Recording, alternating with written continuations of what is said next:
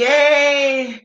So this is a different one. Welcome, welcome, welcome, welcome, everybody. Welcome. Welcome to Family Life Summit. Honestly, I am excited. Really, really, really excited to be here. Thank you so much. Thank you for joining us. My name is Bolale Daniel, and I'm so excited. Look, this is the face of a mom. You know, have you seen the moms who you have to go to work, you have to make the dinner, and then you have to get things also done? That's my face tonight. So just enjoy it. But I'm so excited. We've got amazing people.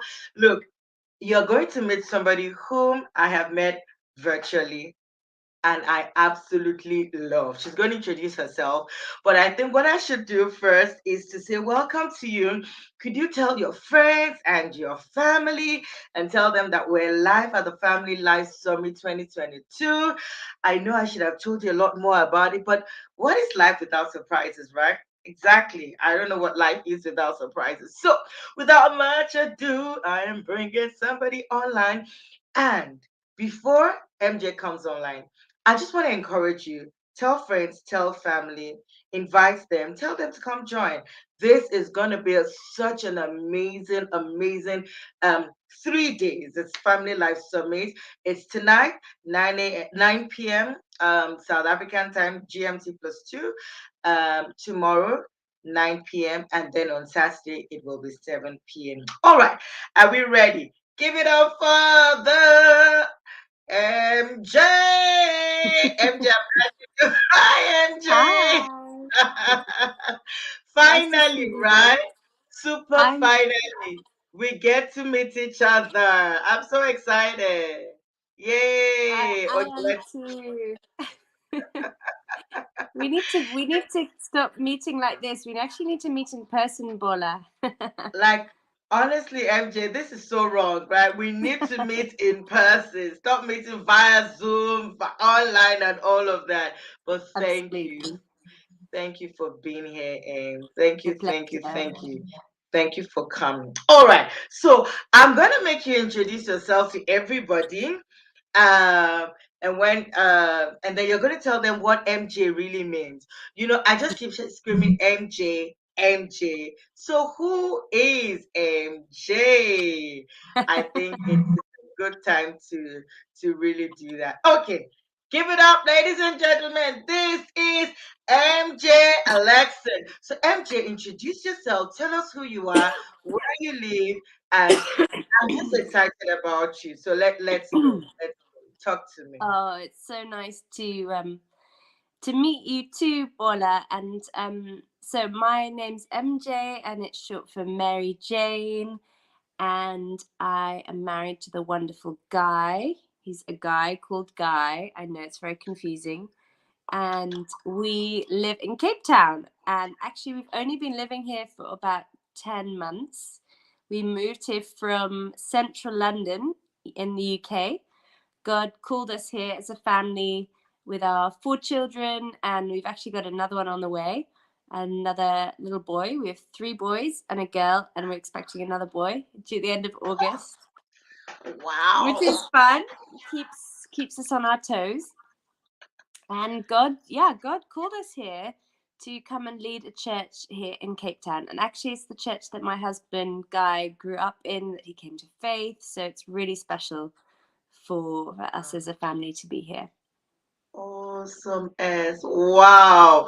MJ, Mary Jane. So MJ calls herself, we call her MJ. MJ, can you see how I also say we call her? That's so cool, right? We call her MJ. But let's get right onto it. I've got so many things to ask you, and that's because I find that just hearing your story and the fact that you've just told me you've relocated in COVID, you have moved from the UK to South Africa, you're expecting another one, makes it 5 kids. Tell me, did you grow up in a big family? I did actually. This is so funny. I mean, it's like history repeating itself. So, okay, Bola, I am actually one of five. And like our little girl, I also have four brothers. So I have two older brothers and two younger brothers who are twins. So Wow. do you know what? I'm actually not phased by being in a big family, and the idea of having lots of boys doesn't worry me. The idea of having lots of girls terrifies me, but boys I can handle. I guess the Lord has seen you and he just goes, oh, you know what? Who Let's just give knows? MJ more. Let's give her gold. All right. So the first time I saw MJ, I saw you dress up and do some real fun stuff, teaching young people, children. So I'd like you to just take us through your journey of how you even moved from the UK and what you then do now, how you support God. Because I'm going to go further and ask you questions around faith formation. So this family life summit is really about real people giving real answers and authentic practical things to how we can raise our families. I believe very strongly that a society is as strong as its weakest family, and that's why we do what we do. So just take us through that journey very briefly on how you've moved, how you're now here, and the things that you are doing, and then I'll ask you more questions. Ooh, okay. Well, to keep it really brief, I have, since I was about 16, what I said I wanted to do in life was two things. The first one was to preach the gospel because Jesus transformed my life as a teenager. I got the gospel for myself. And the second thing was I wanted to have babies. I said, I want to preach the gospel and have babies. And if I can do the two together, then that's amazing. And at the same time, the Lord was fashioning Guy and shaping him. And even though we were 6,000 miles apart and in totally different continents, the Lord brought us together. And he wanted to go into ministry work and church leadership. And the Lord was putting it on my heart too. And we met through one of my brothers who was down here in Cape Town, and he put us in touch. And so we had 5 months of writing letters to each other before we even met, like physical letters. So now that was 14 years ago. We've been married for 12 years, nearly 13 years. And we've been coming out by the grace of God, visiting his family in Cape Town here for every 2 years since we got married. And about 6 years ago, we came here, and 7 years ago, our oldest son, who's now 8, was just a few months old. And while we were here, Guy was asked to preach by the pastor of the church here.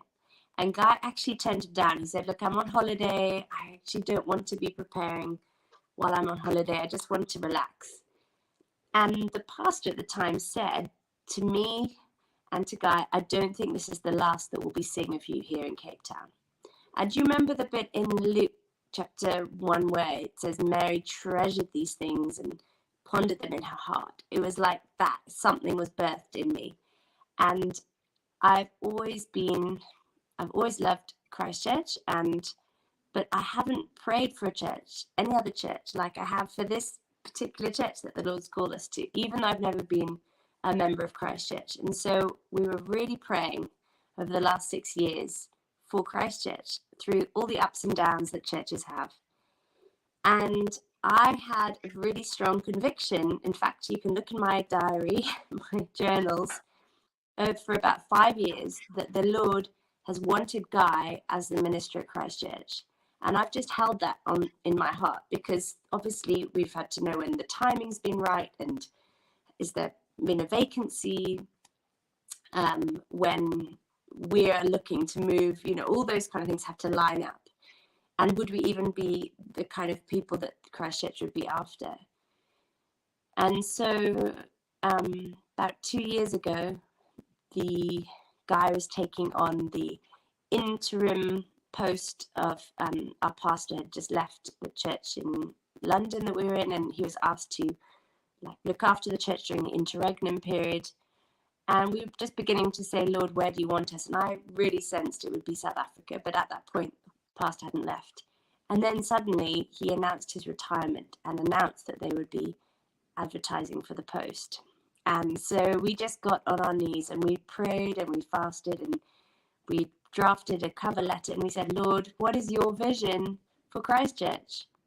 And we put together a cover letter which we felt was putting out like a manifesto, a vision of what we believe Christchurch wants to be. And the weekend that Guy had the two interviews, the following day they rang us up actually the day after the second interview and said, we'd love to offer you the job, and it's unanimous. So that's how we ended up here. It's been a long time coming. We've always been up for an adventure as a family, and we felt really, really called to this church. I haven't felt such a strong sense of call as I have to this church since getting married to Guy.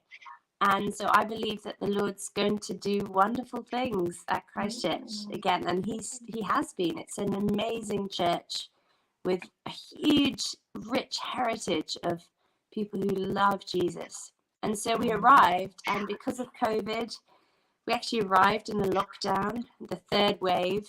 There was no children's pastor at the church, and one of our key priorities that we announced in our cover letter is we come as a family team.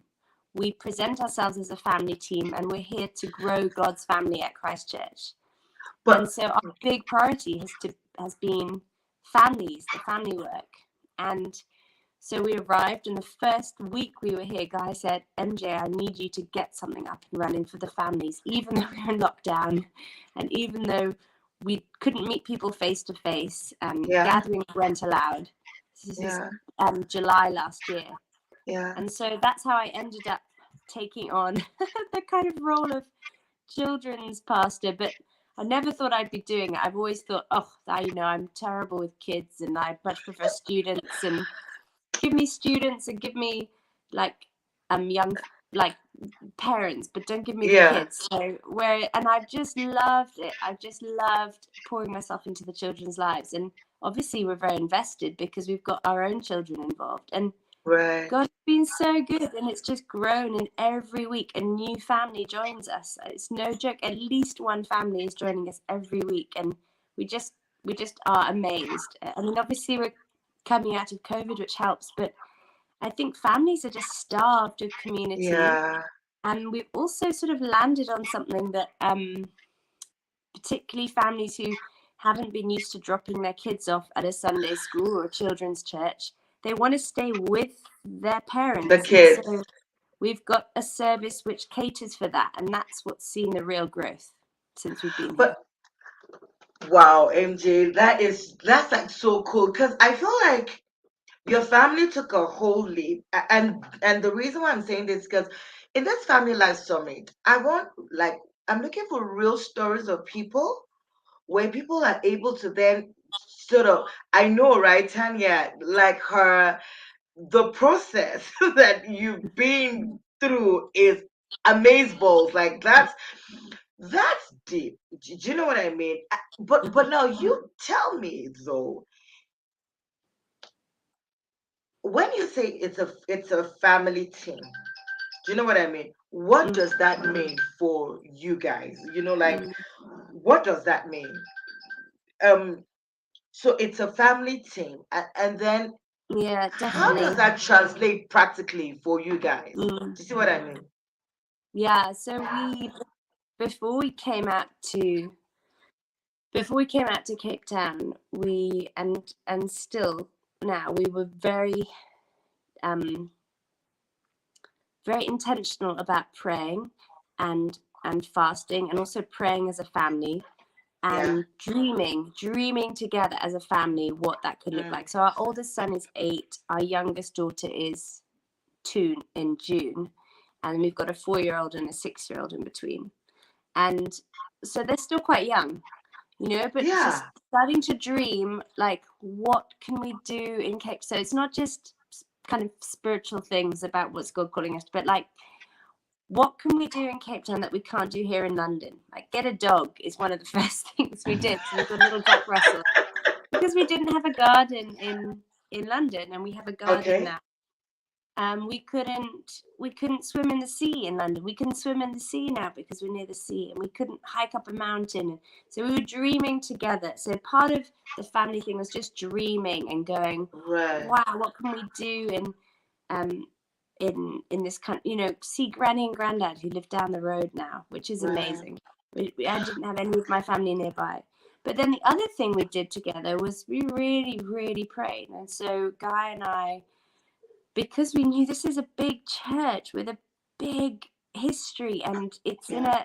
a, there are a lot of people who are needing a lot of love in the church, like there always are. And Lord, you need to fill up our love tank so we can love others. And so we would get up every morning at 5:30, about an hour before the kids would wake up, and we would pray and pray and Right. pray and say, Lord, what's your vision for Christchurch? And this was even when we were not getting, like, we're having sleepless nights with a baby who was still breastfeeding and Mm. waking up. But the Lord was really, really kind and helped us through and gave us grace to do that. And we found that the praying and then fasting once a week on one day, and I'm not saying this out of legalism, because I think the Lord doesn't like that. He doesn't want, but he, I was just amazed at the fruit that we saw from it. So we had people coming up to us saying, we want to sponsor your ministry. We're like, we hadn't Wow. even started. And one of the visions we had was to get an internship program going. And by the grace of God, we said, well, we need X amount of funding for, we wanted to start with a number of interns, and we've got 5 interns, one from Namibia, Wow. four from South Africa, who've all joined us. And we had a number of people just say, I want to sponsor your ministry out there. And so we're able to house these interns and look after them and give Wow. them some pocket money through people's generosity. And I genuinely believe it's from the breakthrough in prayer and fasting. And one of the best moments was in Yeah. March last year.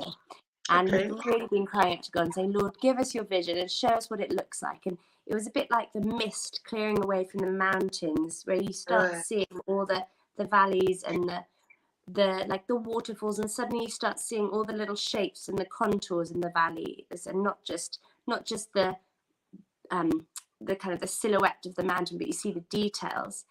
Mm. And one morning we got up at 5:30 and went to put the kettle on in our bedroom, because we couldn't go outside the bedroom because it would wake the kids up. So we had a kettle in our bedroom, which we bought, and we put some little mugs. We kept the milk next to it. And I went Right. over to put the kettle on, and I just came under the power of the Holy Spirit. Oh And I wow. started shaking, and I managed to pour the hot water in. But I said to Guy, I can't do the milk because I'm coming under the power of the Spirit. I just went boom down on the floor in Right. my pajamas, just on the floor, and shaking and shaking and shaking like this, and was just being filled with the Holy Spirit for about half an hour. And Guy Right. managed to get me on the bed, and we prayed together, and we were just praying. And then we were worried that the kids would come in and think this is all a bit strange and weird, and so we prayed that when they came in, well, we prayed that one of them would come in before the others, because sometimes Okay. that happens. It doesn't always, but because we didn't. And then we prayed that whoever came in, that they would also be filled with the Spirit. Oh wow. And then exactly what happened. So Charlie came in. He was 7 at the time, and he came in, and I managed to like stop shaking a bit. I didn't want to freak him out. And he was just overcome in the power of the Spirit, and he started crying, and he said, I've got electricity in me. And then his brothers came in, and his sister, who was less than 1 at the time, and Wow. we had this amazing time. And we don't often have those moments. In fact, that's the only time as a family we've all experienced a kind of filling of the Spirit in that kind of way. And most of the time, to be honest, Bola, our mornings are very fraught with we we usually have a big wrestle on the bed, and someone gets kicked and someone gets hurt. And we try and read a Bible story together. So normally our mornings are like this. Guy goes downstairs to get the tea, or we have the tea in our bedroom made. So we all have a mug of tea, and then the kids all have their milk with one of these mugs so they don't spill on the bed. And we have a massive king size bed, so we can squeeze all of us in, and the dog, the little Jack Russell puppy. Yeah, So joking. you can imagine every morning. This is literally every morning at 6 o'clock in the morning. We're all piled in. Lucy, who's not quite 2, on my lap, and then because I've got a bump, and then I've got Benjamin, who's 4, and then Charlie, who's 8, and then Jagos, who's got a broken arm at the moment because he broke it, and Guy and the dog. So we're all in there every morning, and then we read their Bible stories. One of the ones we love reading is this one, the Action Bible. I Have you like come that. Let across me see this? that. It is Wow. absolutely amazing. It is absolutely Wow. amazing, and Where why did I you love get that? it so much. We actually brought this over from the UK, but they are in bookshops here. The Action Right. Bible. It's by who's the comic, Sergio Cariello. This guy. All right. He's very, very good. Okay. It's great for boys, but I think girls would love it too. It's called the Action Bible, and so we read a Bible, and then we also read. The younger ones have a slightly younger. This one's been used so much that we've lost the spine. We've got so many kids' Bibles that we've been through, but this is the Mm, beginners. This is the beginner's Bible. right. So we all read a Bible story. So we always start the day with the Bible, and Guy and I have been praying before, usually if we can get up before, and we've been praying. And so So, that's most of our time is just that's our chunk of forming faith in the children in the day. We start like that. you know why I'm laughing? I'm laughing because I pictured your home in the morning. Like, I thought we were a bit chaotic because then my daughter can decide she wants to do gymnastics whilst we're having this morning devotion. And in my mind, I'm thinking, dude, we. So I'm trying to say we need to respect God. This is a God thing. And then there are times I just tell myself, you know what, Bola, leave it. It's okay. Whatever. Just let. And I like the fact that it's real. Like it's not it's I think that a lot of times as parents, we're very big on it being proper, it being amazing, like, oh my gosh, like we did it so well. And many times, does that really need to happen? No. Yeah, As long that so in your house, the dog is on the bed, the four it's children between crazy. 8 and 2 are on the bed, and the girl is reading Bible in action with her brothers, and that's fine. And what I'm hearing you say, and I like this a lot, and I just feel like it's one of the reasons probably why you said yes and you're here first. To say the foundation that we also lay, the way we start our day is so important. And it doesn't have to be perfect. Many times we Yeah, actually want it to look perfect, like we're also pious. But no, there's milk on the bed. We're trying to have a cup of tea with absolutely. conversations, and everywhere feels chaotic. But is it Yeah, really chaotic? Maybe not. it's so And chaotic. I like what Enya Absolutely, says, beautiful lessons, because it doesn't have to be perfect. It just needs to be absolutely, done. Isn't that just absolutely. amazing? And I think for what we've found is that we have a tiny lull in the morning when everyone is before they get hyped up, and honestly that lull is about 5 minutes, and it usually lasts as long as their milk lasts, or they all have a little vitamin that they chew in the morning, and that's like the first thing they come in to do is, oh, can I have my vitamin please? And literally by the time they finish chewing that's about as long as we have in terms of concentration span. And Mm, so we have to bundle them in and like get through the Bible story mm, just so that they can hear it and absorb it, and then one of us just says a quick little prayer, and then everyone is like, whoo, gone, and that's done. kind of it. So the Mm, concentration level, we just have to keep it short and sweet. And mm, what do they say about learning languages? Little and often. And I think it's the same with learning God's mm. word. It's just little and often. And I like then that. Say that again, MJ. Little and often. little and often for learning the Mm, word of God with kids. So like keeping it short. So actually our older boys are now old enough to read themselves, and mm, so we actually read, we have an it's called an NIV Action Study Bible. It's actually just the NIV okay. Bible, the international version, but it's just got a few little pictures in. Mm, And we just read a little section mm. with them, and then we chat about And it for that's it. literally a minute, and then we'll pray. And so that's kind of all we do. And then we always pray before bedtime, and we All always right. pray before meals, and then we share stories over the dinner table of answers to prayer and things like that, but in the mix of like telling them, can you sit down while you're eating, and like it's just, you know, it's really I'm with you. messy. It's So before messy. I let you go, MJ, I like, by the way, everyone, MJ and Guy will be with us on Saturday evening. And we'll tell you a bit more about that. But before you go, MJ, this is my last question for you. And I know you've told me 9:30 is bedtime, so I'm Yeah, respecting I that. get too tired. But how do you and Guy keep your marriage? How, so I've heard you pray together often, and then you pray with the children, and but now let's go to just you and Guy. Mm. How do you, in the midst of four children, well, almost five, moving to a new country, doing ministry, all of that, how do you keep your own love and Mhm. relationship going? We have a weekly date night. We have a weekly date night. Every Thursday night is our date night, Right. and we've been doing that for years and years. And we actually have a budget. We have a special bank account for our date night, which You're forces us joking. to, yeah, which forces us to spend the money. We also have two interns in the church living with us. So we have Oh. babysitters on tap, which is amazing.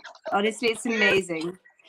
So we don't always eat out every time. Like our budget's not huge. It's quite modest. We've only got one Yeah, salary, and it's a minister's salary, so it's yeah, not huge. But we might just go out for a drink together, or we might like share a pizza or something.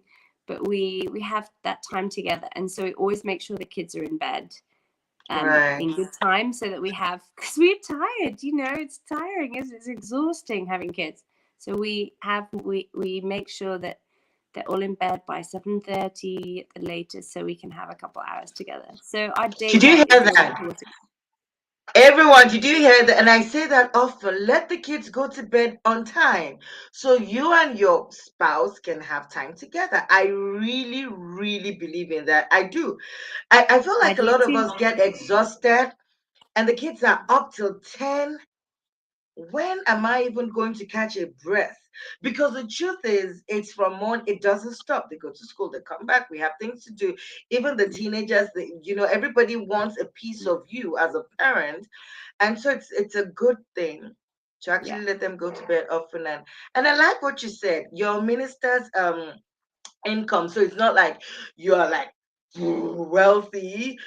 We're wealthy, but it's not like you have money to splash everywhere. However, you've made the deliberate effort Mm. to make sure that even if it's a drink, you and Guy actually go, and I think I've got to do that a bit more, because I also realize that you can get into that child mode, and you're not doing anything else for yourself. I see that.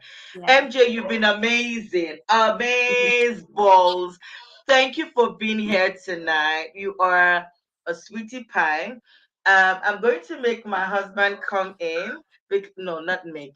I've asked him to please join tonight. So, Daniel, for the first time, drum rolls, he's just going to say hi and bye to you. Oh, nice to meet you. Pleasure. Pleasure's mine, MJ. Nice to see you. I'm big fans of you and your wife. Thanks. Thank you. All right. So MJ, thank you so much for being here tonight. We'll see you and Guy on Saturday. So Saturday. everybody, please say thank you to MJ. Did you get that little and often? I think that's one Enya says thank you. We like Thank that you. little and often, little and often, little and often. I'm so excited about that. Thanks, MJ. Any last Thank words you. before you run off? Anything you'd like to say on your way out? Oh, it's been so fun being with you guys, and I hope to meet you all soon. But otherwise, come and visit us in Cape Town. We'd love to have you. Right. Thanks, MJ. Okay, You're a rock bye. star. Bye. Yeah. See you on Saturday with Guy. All right. Will Take do. care. Bye. All right. Okay. So Daniel is and I are going to have a quick one. We've got somebody else who is going to be talking to us also about um, moms in transition. She's already in the studio, so thank you for being here. But I'd like all of you to welcome Daniel. Yay! Drum rolls. I hope there's drum rolls going. Thank you very much. Okay. So I told so this is my husband. His name is Daniel Enang. And when I said to Dee that I'd like to just ask him a few questions, okay, about just about um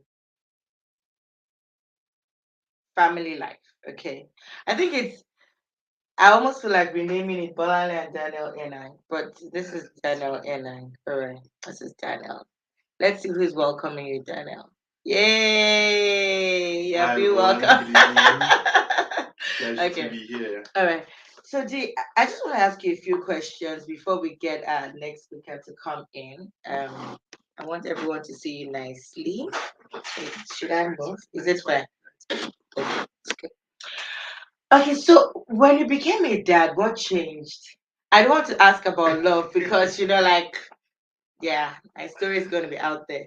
Wait, do you want to move closer a No, I'm bit? good. Okay, so look, what changed? I think very recently, um, I know my wife said something to the kids, and she said, "Do you know when I was dating this guy, he used to be very quiet. Never used to shout. His voice was very, you know." Yeah, so I think with the coming of the kids, I got more louder. In fact, I had one of our family friends. How do you manage without shouting? How do you talk to the kids without raising your voice? Because I found out that I raise my voice, and that's true. And so I had to buy some books, and I'm still reading them. Yeah, How to speak to them. But apart from that, I think the house was very quiet. I still remember I think it was our second year into our marriage. Yeah. Bola came home one day from work and she was like, "This house is too quiet." Yes. And you can imagine the noise that we're having now. And also, I think love, when it's shared Mm, amongst not just two people, mm. then I think the value of that, is appreciated more. And yeah, Explain that, babes. Explain that. it's easy to love someone that is just one person, Okay. next to you.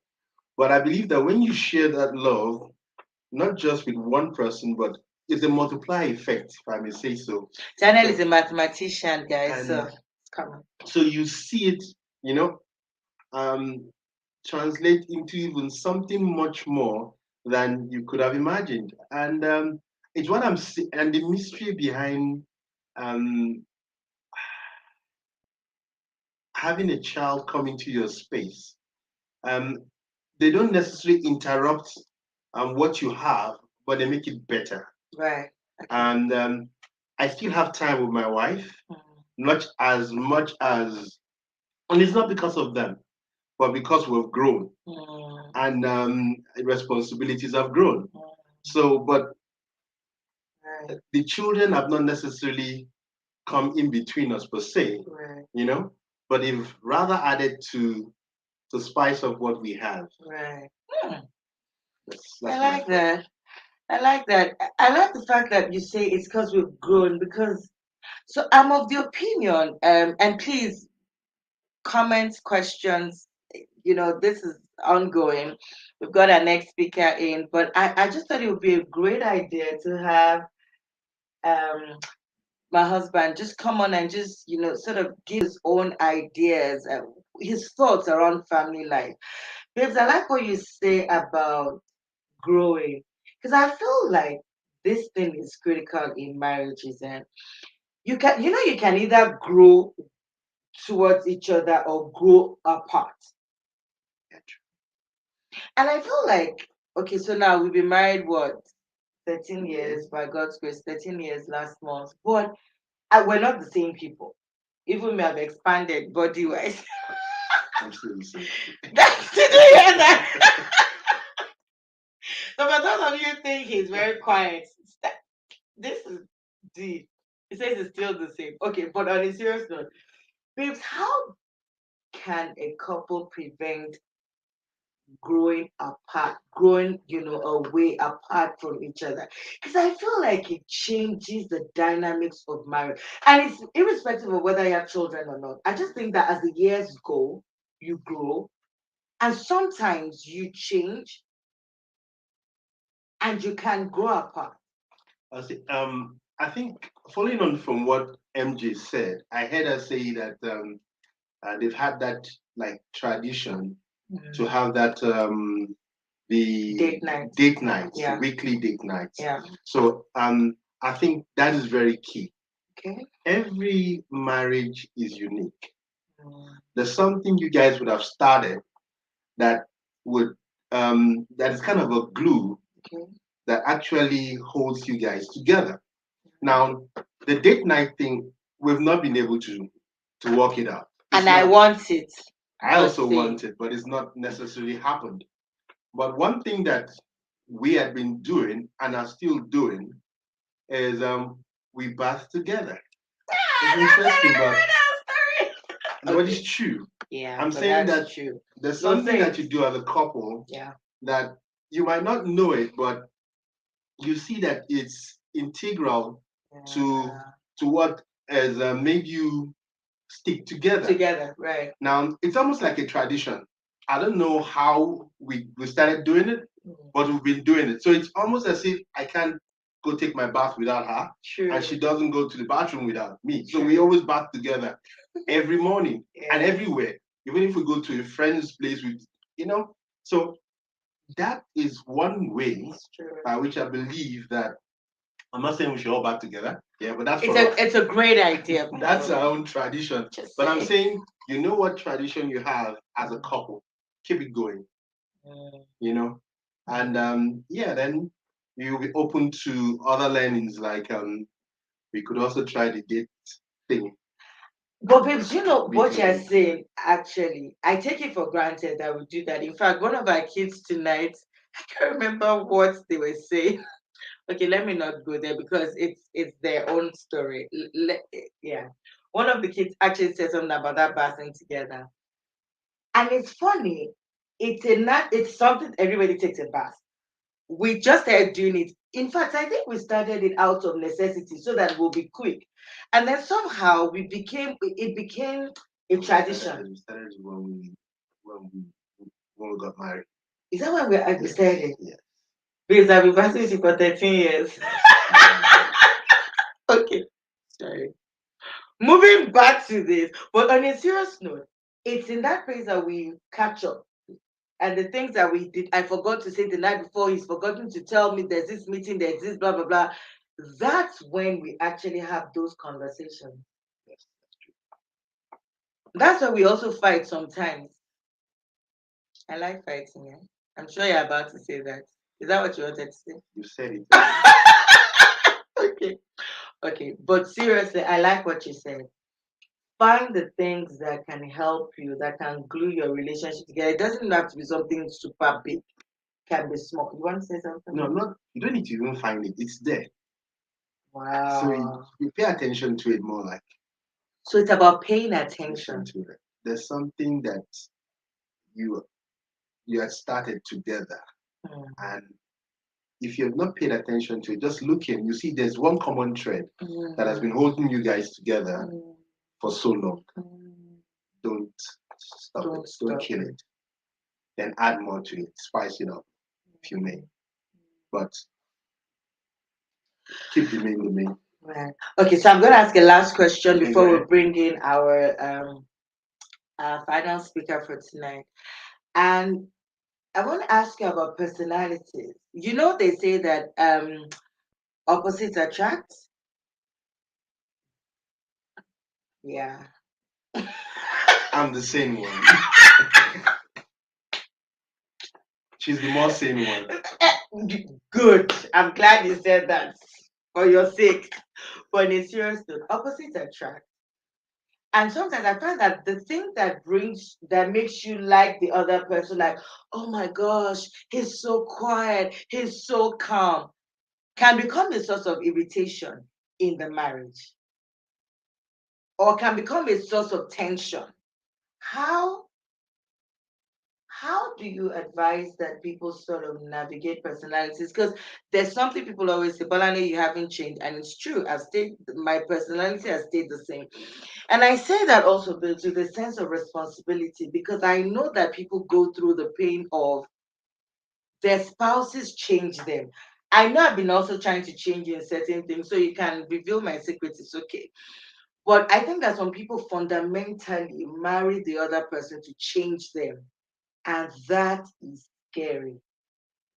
So, and we've got a question, but just help me navigate the whole thing around personalities.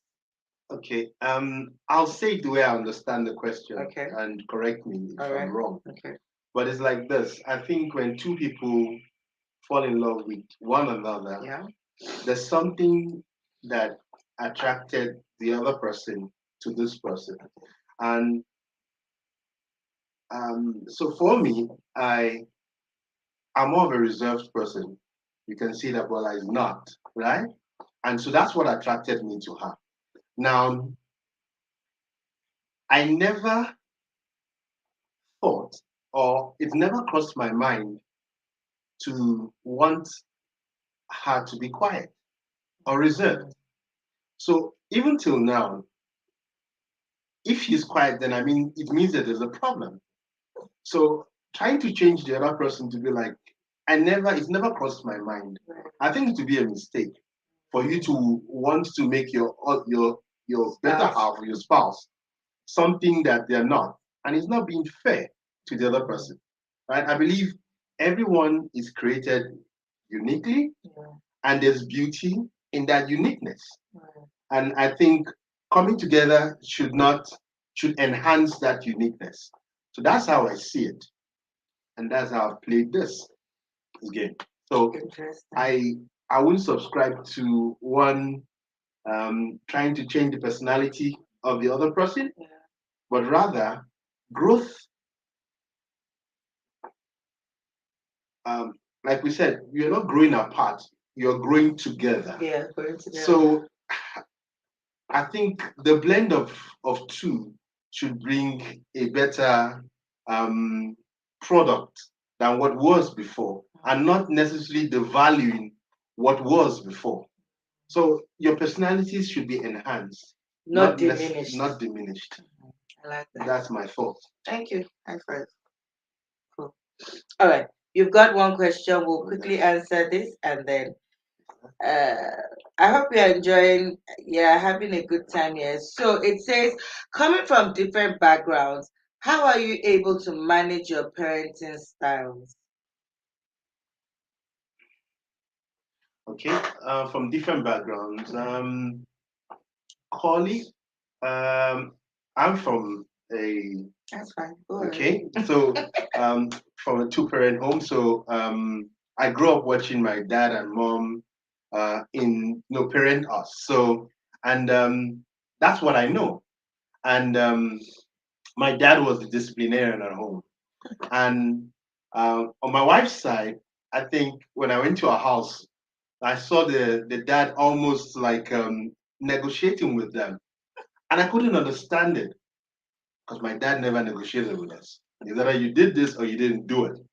So I think life is about learning. Mm. So in parenting, right, I've come to learn that it's not always backing down or driving your point to the child. Mm. There are times when you need to call them and make them to see your reasoning on an issue and get to um, communicate with them, get to not negotiate per se, but you know what I mean.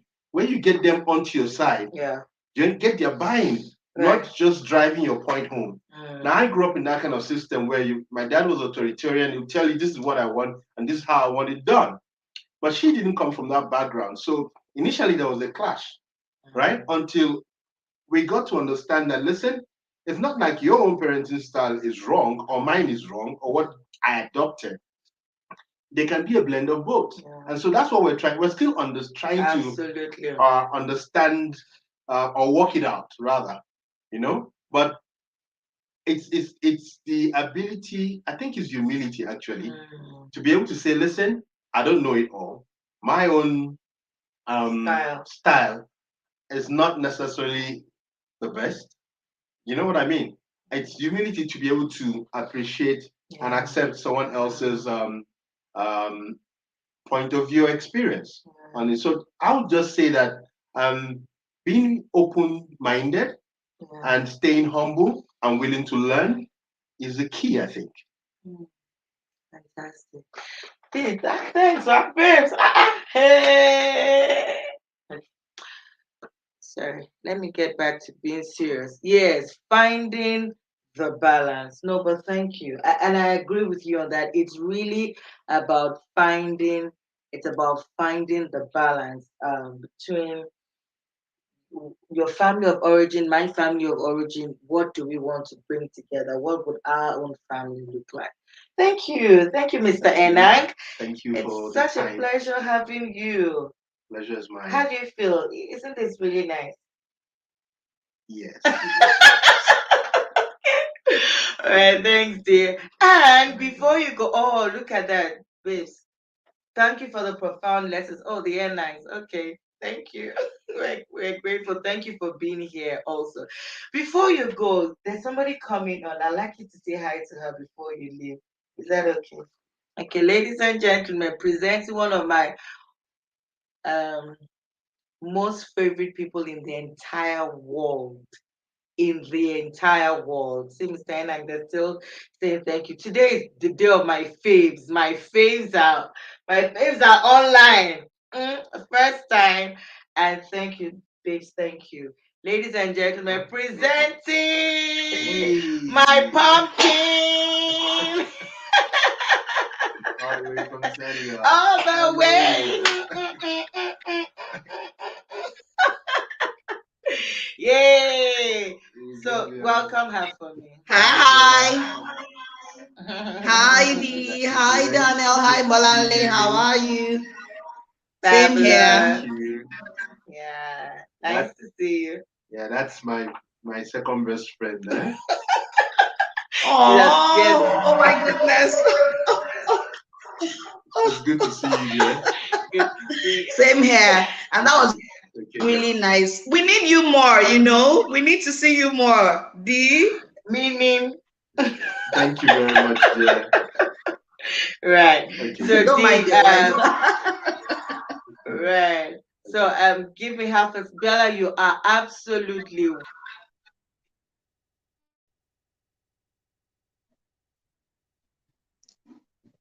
Hi, everyone. Oh my God, what's going on? Okay. right. So Bella, you're welcome. Okay. I'm excited to have you. Your brother-in-law just left. Thank you. Yeah, but thank you for being here. Really, really. Thank you. Thank you for agreeing and thank you for saying yes. Thank you for Okay. having me. My absolute pleasure. My absolute pleasure. Yay. People are already welcoming you. Awesome. Hi, And you know, everyone. and you know, for me, right? It's very interesting that I've got this type of way of doing this. I look for ordinary people regular people who are doing absolutely amazing things, and Mm. ask them to come and do things like this. You know why? Because it's very easy. Everybody's welcome you, everybody's welcoming you. Yay, yay. You know, it's very easy for people to come up with their own ideas, and people think, ah, big deal. Of course, you would say that you are blah, blah, blah. So I like it when we're able to be regular people, but doing fantastic things. Mm. I think that's important. Am I hearing an echo in your background? If it's on somewhere, you can mute it, Bella, so that Okay. Can you still? you Is can it okay actually. now? Yes, yes, it is. Thank you. Thank you Okay. very much. All right. So Bella's our last guest for tonight, and the reason why I've asked Bella to come on, it's not just because she's my younger sister. I can still hear the echo, Bella. I wonder if you are online anywhere. No, just here. No, just yeah, it's fine. We'll carry on. So Biola has lived in different countries, in fact, in different continents. And the reason why I've asked her to come and share tonight is really it's what I call moms in transit. So I can put that up together and say moms in transit, yeah, moms or dads. Bella, should we just call it parents in transit? Is that fine? Yeah. Yes, it is. Okay. So let's call it parents in transit. And I feel like it's such it's different, but I'll explain to you why I've asked someone like Bella to come and talk about this. Like I said, she's lived in different continents, not just in countries. She's lived in different continents with young children. And I remember once when we had this conversation and we're talking around how it's not exactly easy, and the different things that one has to do in order to sort of settle in a different place. Now, this might not be for Mm. you. It might even be that you're in a different city, and I'll explain by saying it's community. But how do you build community? So many people already live in places where you have family members, and so there's that support structure. But if you live in a place where there's no support structure, what do you do? And that's why I've asked Mm. Mrs. Akisumire, who happens to be my younger sister, one of my most favorite people in the entire world. She's really a wise woman to actually come and share. So Aw. Bella, tell us how you doing? How you feeling? At the moment, tired. But I'm very She's well, just made thank you. another Yeah, she's just made another transition, and it's not even about that. And you can only share as much as you want to, But I mean, she's just made another transition to another continent, so clearly she's tired. But I've not allowed her to be because I think that we can learn from you. So Bella, so tell us, hi, Bade, hi. So tell us, how do you feel as a mom in transit who, in the last couple of years of being married, like about a decade now, you've now lived in different places? How has that been for you? Hmm. It's been an interesting journey. Okay, so when I was getting married, I'd always felt okay, we just go for holidays. We're based in one place and we just go for holidays. And so I think few years into our marriage, just when we just discovered we were pregnant for our first, and then we realized we were moving,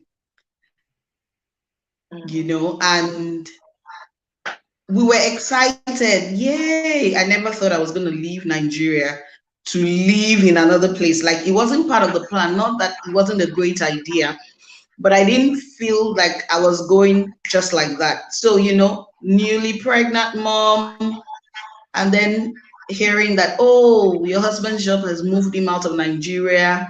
And everything just started. What are we going to do? How are we going to manage this? How are we going to, And then he started commuting, like going back and forth, doing paperwork, going, up and down. And we were like, okay, we have to have a child first and sort things out, and then we move. So we were, after we had our son, our first, we were away from each other for about 8, 9 months.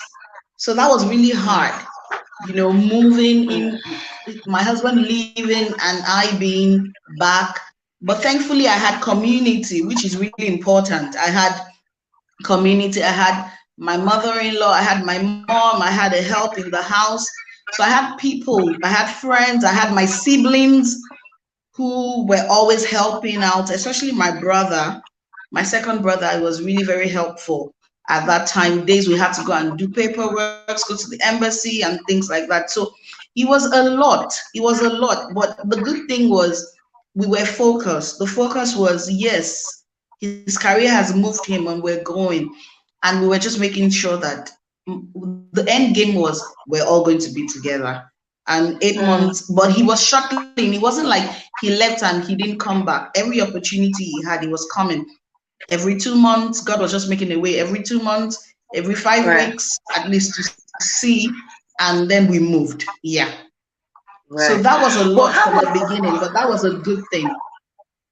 Mm. And the reason why I'm sharing that is because, people move from places. So when we talk about family life, many times we all just think about mommy and daddy live together, husband and wife live together with kids. And sometimes we don't remember, or we're not really focusing on those who live in different parts for whatever reason. Whether it's work, it's schooling, it's whatever. That also happens. So, and irrespective of where you stay, in fact, on this call, it's not about wherever you move to. So we're not even going to mention continents or whatever.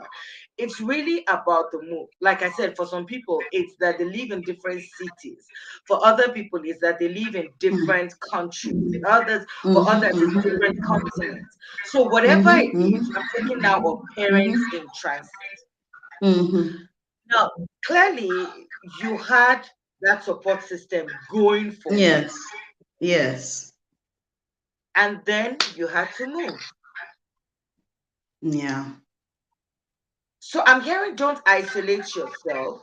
You've mentioned your No, mom, your mother-in-law, your brothers, your house helps and all of those things. All of those people yeah, supported you. yes, So first point, I'd like everybody to remember, don't be in isolation. Now, yeah. you now have to move to a completely Move. different place with a young child. Mm-hmm. How on earth did you then build community? What did you do? Okay, so I moved to a country where they do not even speak English. So that was like I was trying to learn the language and everything before I left, but it wasn't just working. I was like with a baby, that was a lot. So we moved when he was 1, and I didn't even understand anything about the language, nothing. But I think the advantage that we had was the fact that, oh my God, just a minute, It's please. fine. That's what it means to be a mom. I can remove you for a second. I hope you all understand why we're doing this. And I want you to please ask questions. I see this comment and I smiled once I saw that. Some of my classmates when I was in high school. Beautiful hair, I know. But on a serious note, I feel like it's important for us to recognize the fact that we can't live in isolation and you cannot do it by yourself. There is a need to plug yourself into a community. When they say that it takes a village to raise a child, I've also said that it takes a village to raise a parent. Supporting one another is so key. So if you're on this call, you're a friend, you're a brother, you're a sister, you're a mother-in-law, you're a grandparent, I want you to start thinking about the people around you. No, it's true that a lot of us are busy. You also have your own lives. I get that. But I want you to remember that nobody can really do this on their own. And for those and for those who have, like, you have in-laws, please try.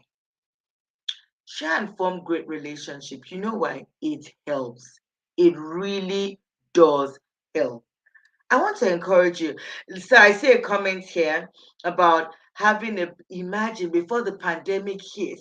I wonder how, please, if this has ever been your experience, especially during the pandemic, how did you do it? What did you do? Please tell us.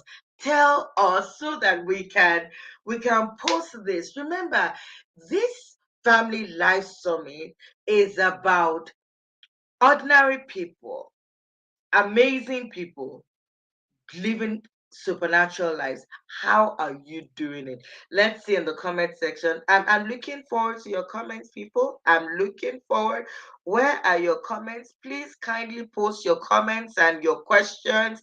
We're ready to hear. I see one more here. All right.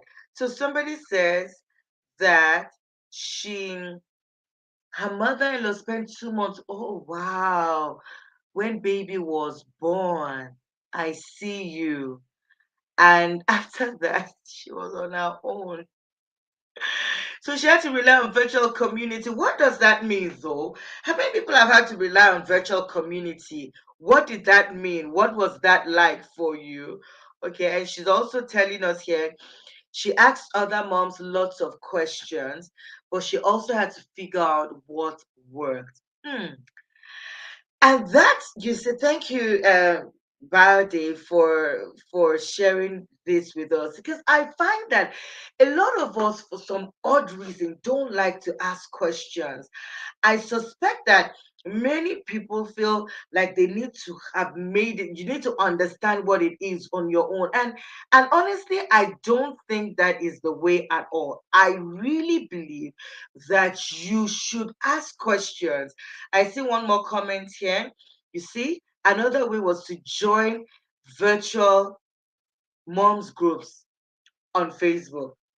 So wherever yours would be, um, Bella, welcome back. Wherever yours is, welcome back. Do something.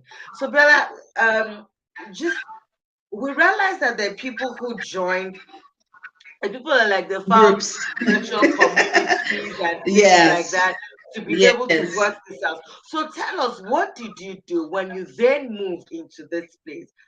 How did you Okay, work so this I out? moved, yeah, and then I moved. I realized I didn't understand the language, but I had to look for the English community. So I joined the expat community, and then the church we started going to is an English speaking church. It's an international church. So I immediately planted myself, and I joined the moms group.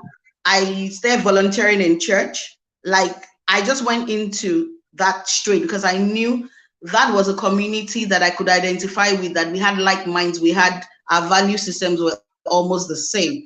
So I joined that and I started asking questions. I started going for things that, when they say, oh, this is coming up, blah, blah, blah, I would go.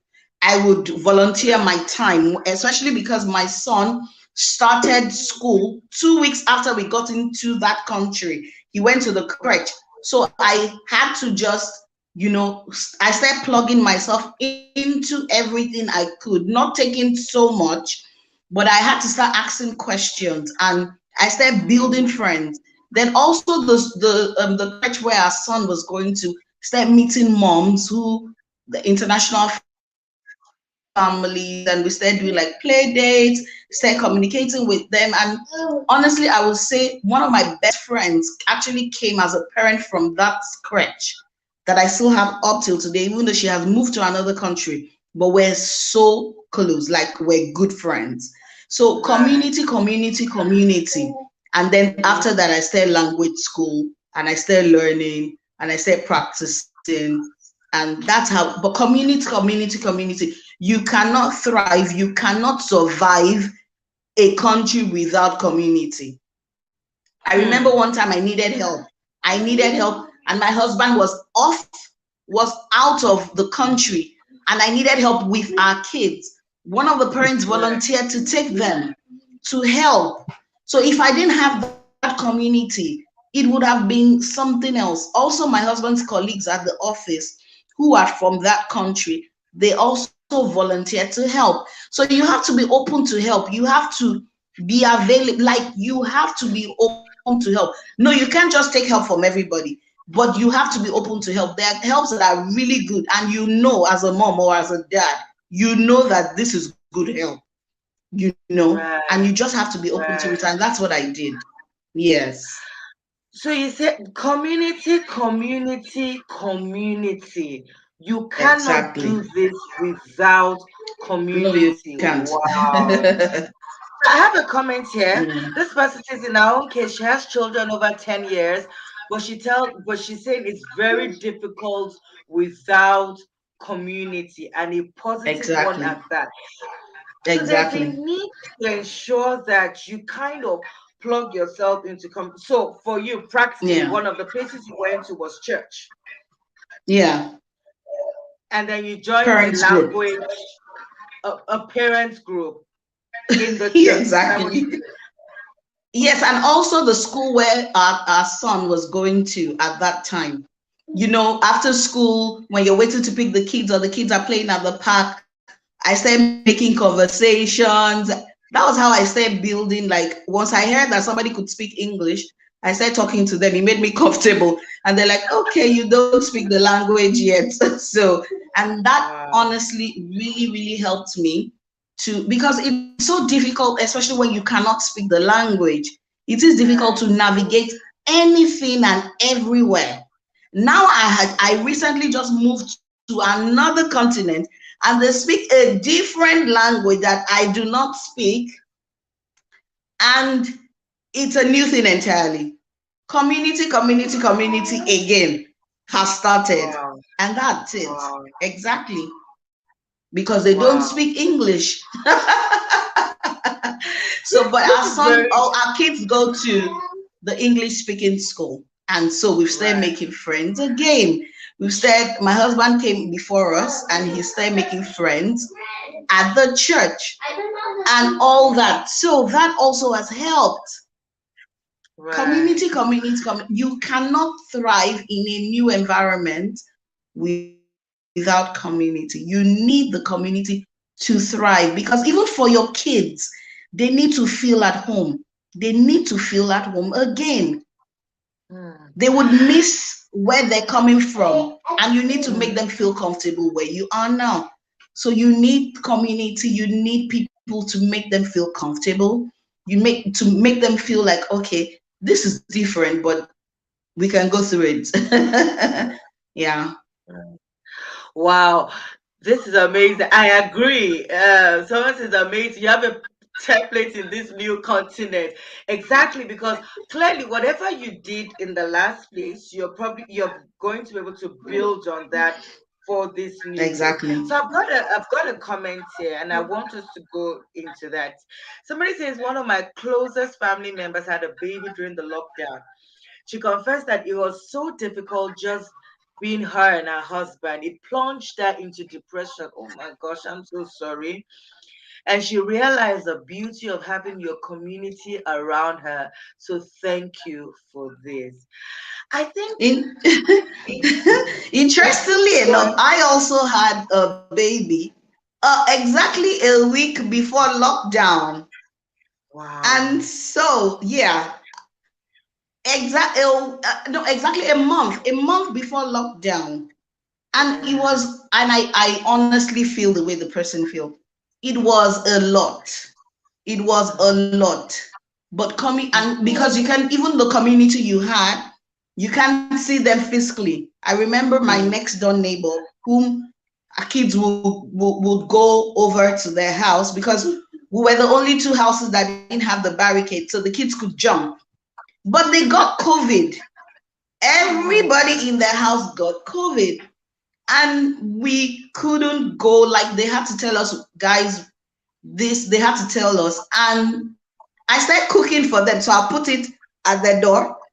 I'll call them. I'll go back in and they'll pick the food. And that was how we Community. were surviving. Yeah. And that was how we were surviving the time of of COVID. But it was hard, especially for someone who probably is an extrovert, likes to go out, and it's hard because you're just indoor. Even if you're an introvert also, it was really difficult for people because I mean, after a while, 1 month, 2 months is okay. By the third month, you're like, okay, I Correct. need to see people.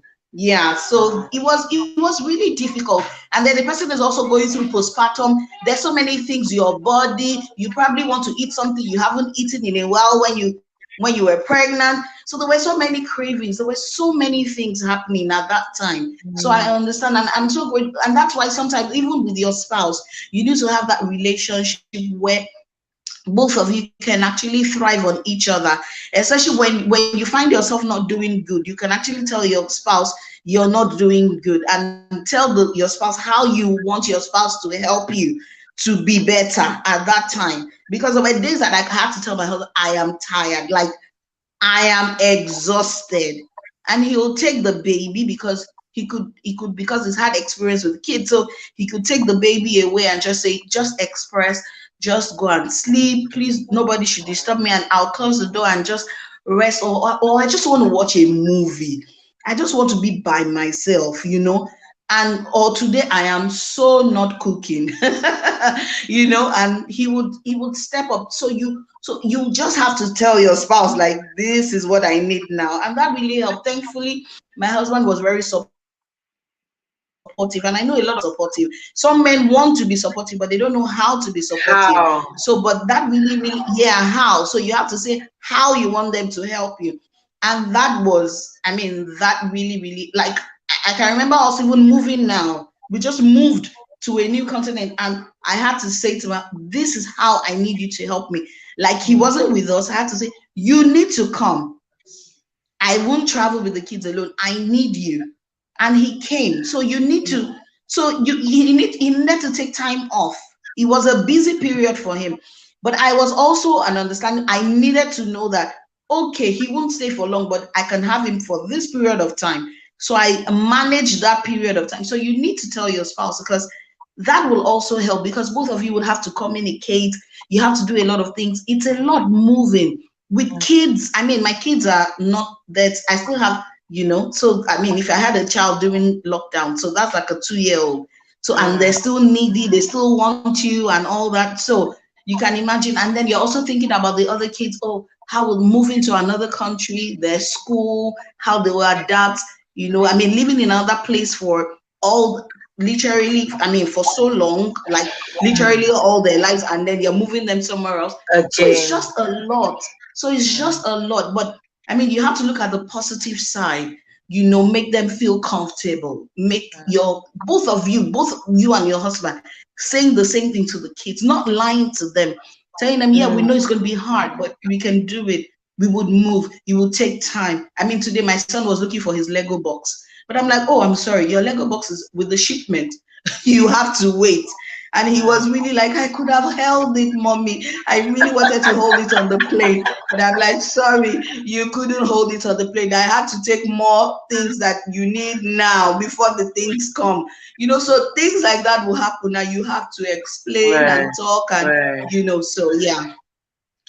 Wow, Yeah. Bella. No, thank you. I feel like I thank you for sharing your life with us, because I mean, I know that I'm demanding. So thank you. Thank you really. Thank you for sharing your life with us, especially in this regard. Can I ask you though, as a woman, okay, so how do you keep I want you to encourage people. How do you then keep communication going when husband and wife don't live in the same place Hmm. at the same time? How do Hmm. you keep the relationship going? Honestly, you really need to be intentional, because I remember. that when we were going to, okay, so my husband and I, we talk a lot. Like for people that don't talk, like maybe they just send one text message or the other. But because we've been used from even before we got married, talking on the phone for a long time, so that came naturally to us. Okay, so now moving, he moved before us, and time difference and all. So we also needed to consider that in communication. So, Right. but then sometimes what we used to do, because he's a very busy person, work and all that. So what we used to sometimes just say, he'll send text messages. He'll do a lot of random, he'll just, oh, I love you, da, da, da, how's your day going? So he constantly had to put like a reminder to make sure that at different times he would, A even if he's in a reminder. meeting or something, yeah, to send messages. He even has a Wow. reminder of time to pray for me. So he does that. So we talk, and if I call him and, oh, I'm in a meeting, I cut the phone and I can just send a message of maybe what I want him to know and stuff. So we talked constantly, things about the kids. But at some point, I realized that we were talking more when the kids, when you have more kids, you have more things to talk about. And I was like, okay. At some point, I was like, you know what? We're talking only about the kids. We're not talking about ourselves. Ourselves. But wait, hang on. You we know we do that a lot, eh? Yeah. And you feel, oh, you're talking all the time. I'm talking all the time. I'm like, we're talking about, because I remember an older couple who are missionaries, who are very good friends, asked us, how are you guys doing? And when he asked was like, my husband, oh, we're good, that. And I was like, you know what? We're actually good, but we actually talk more about the kids and not ourselves. And we have to be like, okay, we need time to talk about ourselves. And my husband will be like, you know Ourselves. what, we can actually even do our date nights over the phone, and just us without the kids, and just, Are you serious? that Date time. night over the phone. And just, well, so I don't know what you think a date night should be. I mean, Okay, maybe some Bola, people feel, with your oh, heart. I'm sorry. no, yeah, so yeah. So you see, because we're not close to each other, there's certain things that can happen. So we need to make do of what we have, I which is hear. we could just be there, just talking, and and without the kids, they're sleeping, and it's just us. So yeah, we did that, but I realized some days I just was just too tired to even talk about ourselves, because I'm exhausted with the kids. Mm, The schedule was just too tight. But mm. I knew that, but we were communicating. We were never not talking.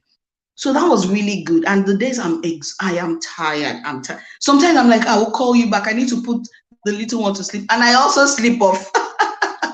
And then 1 hour later, I'll be like, you up? And I'm like, oh my God. I remember the day he was traveling, I will call you. And I just opened my eyes and, oh my God, he's boarding now. And I called him. He was already on the plane. He had tried to call me, sent messages. And I'm like, I am so sorry. I was tired. But so that's why I make sure, because I notice I'm not a night person. I'm a day person. And I had to tell my husband, I am more like, I am very alert during the day. Once it's in the evening, of course, I just want to shut down and sleep. So we make sure that we communicate during the day. And so just know what works for you. Just know what works for you. Just for me, that worked for me. I don't know what maybe your love language is, or what you like, what you crave, but that worked for me. And I knew that at some point when I couldn't take it anymore, I'm like, you know what? We have to be together. Like, let's just be together. And also the kids I were get craving, you. and also the kids were craving their dad. All the back ends, you'll be like, oh, I want daddy. Okay, don't worry, and all the back ends and everything. And of course, because we're working towards being together, and of course, by the time it was time to go, we just knew we were going. So So, all the emotions and everything just went, mm, and so communications. Even up to now, we talk. He's in a meeting, or I want to have it. We always talk. I am serious. We always talk so I just about anything. Mm. And the truth is that, and I'm looking for comments. Belano, thank you for sharing this. I know I can talk with you forever. She's one of you I can talk with about anything forever. But what I've picked up from your conversation tonight, I mean, I've never Mhm. had date night online, but of course that makes sense because if you're not together, I mean, you have date night some way or the other. Yeah, But what I've heard from yeah, you saying tonight is also be aware of what you're talking about as a family. You can be like yeah, husband and wife, you're communicating, but you're just talking about the children. You are yeah. literally I'm not talking just about, talking about you're not talking about each other. You're not talking about yourselves. Yeah. absolutely. And And that's one we of had to consciously do that. Yeah. Yeah. wow. And that's one of the ways people can actually do grow apart. You can think, oh, we're talking, but you're actually not. And it's true. I remember once when you mentioned that, I also started thinking about what Dee and I talk about. And sometimes, even in the time of intimacy, you're not remembering what one child did. And you're Yeah. like, are you serious? Yeah. Is this the time? Or please, this is wrong. Okay. Yeah. So I hear you on that. I hear you. So I've heard communication. I've heard community. Build a Community. community around you. Communication, wherever you are, Yeah. it doesn't matter. Make sure that No. you find a way to make it work Yeah. for you and for your spouse and even for the children. For those Yeah. who are parents in transit, I think I've also heard you say explain to the children what is going on. Because children are Yeah. also going through the change. The same way you are Change. going through the Exactly. shift, the child is also going through the change. And Yeah. so and Yeah. that's important Yeah. that we Yeah. communicate. Yeah. I, and even though they're little, they know. I remember our last doing something yesterday. She brought her jacket to me. Like she wants to leave the house because she goes to school every day. Now she hasn't started school and she's wondering, why am I locked in this house? She's two. She's like, she brought her jacket. I'm like, you're not going anywhere. Not yet. So, yeah, and Yeah. that's just a 2-year-old who understands, okay, something is different. We're not in the house we used to be, and Yeah. so you need, no matter the state at which they are, you need to explain to your kids, like, okay, this is it. And I think for us, we're like, oh, we're going to be together as a family because we know our kids thrive when we're all together. So that Together. was good. Yeah. So that was good saying, we're going to be a big family now. And then because we made the transition better, like we didn't just say, oh, go to a new language where you cannot communicate or anything. So, but because English is our language, we constantly did that while we were in the other countries. So that really helped Yeah. because Yeah. going into the school, it was because I remember the teacher saying, oh, I thought it was going to be like, pull back and stuff, but no, thriving and everything. So it's like, yeah, but so you need to really tell your kids, okay, we're moving. This is your new school. Show them pictures, carry them along. When you're Along. packing the bags, let them be there. If you want to Yeah. give out toys, let them pick the toys. Let them Right. understand before you leave that, and give them proper closure, because that really helped us. Somebody actually told us, they said, you do not leave without your kids having closure of where they are.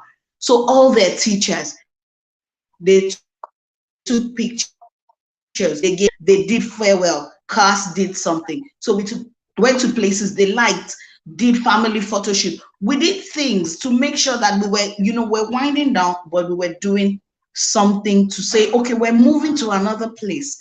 But this is our home now, but it's not going to be our home in the next 2 days. We're having a new home, Right. but we're going to come back here to visit, but it's not our home for now. So that really Mm. helped, because if you feel the kids, oh, they're little, they don't know, you're really not, It, you are deceiving yourself, because you just notice there's something wrong. But I mean, it was right. for us, that was just a blessing. We're still working through, but it really helped. Like, that's like 50% of everything, Of because just you've gone through the closure with the kids. Yeah. wow. You said three C's tonight. It's build community, is communicate, communicate, and then make sure And there is closure. closure whenever Yeah. you're going from space to Yeah. space. Thank Yeah. you. Mrs. Akisili Rare, one of my most favorite people in the entire world. You know how much I Uh-huh. love you. Uh-huh. Uh-huh. I love you too. Thank you for having me. Thank you for being Thank here. you so God bless. much. God bless So, you. moms and dads, if you're thinking of moving, you can do it. Yes, you can. Yes, You you can. can. You Yes, can. you can. Just be Yes, mentally you ready, can. but you can. You can do it. Yeah. Yes, Thank you, you Bonali, can. for having me. I really Thank you, appreciate Biola. it. God bless you. Lots of love. Amen. Bye bye. Love you guys. Bye. Love you too. Bye. Bye. Wow, and that is it from us tonight. Thank you. Thank you for being here, everyone. Thank you for all your comments. Thank you for engaging so beautifully. Thank Biola, oh, she's gone off, but Biola, everyone is saying thank you to you. I also learned quite a lot on that. Thank you. All right, so it's a wrap from Bolale Enang tonight. Did I tell you I'm a family enthusiast? I am. You know what that means? I go to school, I read books, I talk to people, I just find ways to ensure that I can bless my world with information, with ideas, research, statistics, knowledge, ways that we can make our families richer and better. So, thank you for being here this evening or this morning or this afternoon, wherever you are all over the world. Tomorrow night, again, South African time, 9 p.m. South African time, I will be here. And I can already tell you what we're talking about tomorrow. I've got an amazing human. Her name is Haley Walker. She's going to be talking to us about how to talk about sex with your children. Isn't that amazing? Of any age. She's done this for decades and decades. She was once chairman of Protective Behavior Southern Africa. So I want you to please be here. And then we've got another person who is very big on raising boys. She's going to be talking to us about raising boys in whatever space of life. And the final, we've got a third speaker tomorrow who will be talking to us about making our homes a very safe space and a beautiful, functional space. Isn't that going to be fun? I think it's going to be exciting. So, tomorrow, same time, 9 p.m. South African time. On Saturday, it will be 7 p.m. But for tomorrow, it is still 9 p.m. till 10:30 South African time. We've got amazing people who will be with us. I want to thank you for being here. Kindly share, like, subscribe to the channel. It's Bolale Enang, the family enthusiast on YouTube. And then we've got it on Capacity Growth Consult and on my personal Facebook page, which is Bolale Daniel Enang on Facebook. Thank you so much for being here. I really appreciate you. All of you who have made time to be here. If I can, there's an amazing person who already came here tonight who's written a great book. I think it would be a lovely one to share tomorrow or Saturday. It's called Live It Up by Bayode Simpson. It's on Amazon. Please, working moms especially, go get Live It Up by Bayode Simpson. Thank you, everybody, for being here. Thank you for all that you do. Thank you, moms. Thank you, dads. Keep going. Remember, families are to be enjoyed and not endured. And if you keep putting in the investment, I know one day your family will be excited for what you have done. So thank you for being here. I'll see you same time tomorrow. Enjoy the rest of your day and have a great one. God bless you. Love you, Lord.